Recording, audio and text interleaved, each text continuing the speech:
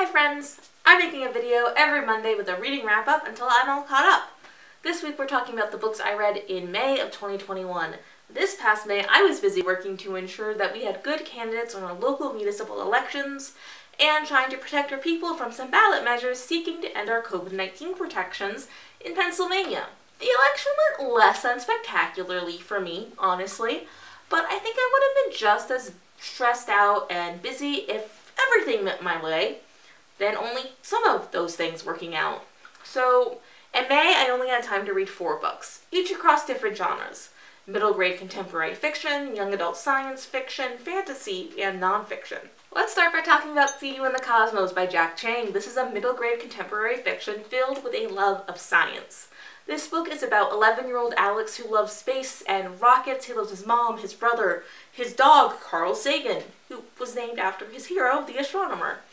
He is recording messages on a golden iPod to launch into space, just like his hero launched a golden record into space in 1977. So this novel is told as an epistolary, with all of these recordings to aliens showing what Earth is like from the eyes of an 11-year-old kid who is traveling through Colorado, New Mexico, Las Vegas, and Los Angeles, as he tries to unravel the mysteries of the universe and the mysteries of his family. I'm giving See You in the Cosmos by Jack Chang 4 stars. Next, let's talk about Not Your Backup by C.B. Lee. This is the 3rd book in the Sidekick Squad series, a young adult science fiction superhero series. This series takes place in the near future, where an accident a couple generations ago spawned superpowers in a very small percentage of the population, and society has been restructured in the face of the climate emergency and the heroes and villains who began to show up. Each book in the series is told from the perspective of a different queer teenager of color who is a member of the resistance to a corrupt government that forces people to become heroes or villains to distract the public from the impact of their government's policies. Not Your Backup follows Emma Robledo, the only member of the team without superpowers, who is questioning whether or not she is asexual. Emma is smart, strategic, ambitious, and a natural-born leader, but finds her work devalued because she doesn't have superpowers. But she is determined to do everything she can to build the world she wants.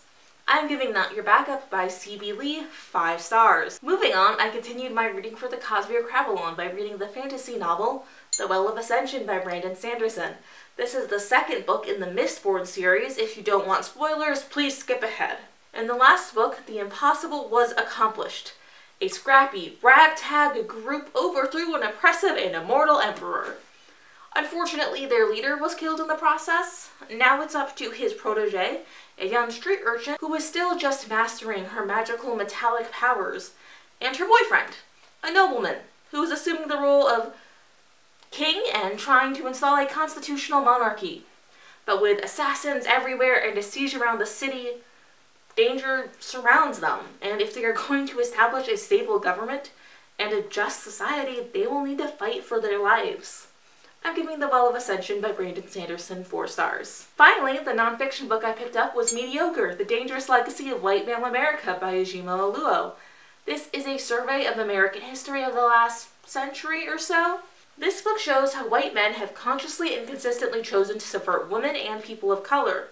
The research, interviews, and personal stories all seek to answer the question of how we got to this point, where white men have held onto power despite everything over the years, where white supremacy is flourishing. This book is accessible and informative. I am giving Mediocre by Ejima Oluo 5 stars. Those are all 4 books I read in May. If you've read any of these books, let me know down in the comments, or tell me what genre you think I should read more of. And if you want to see more from me, please subscribe, watch another video of mine, or support me on Patreon. And hey, I love you!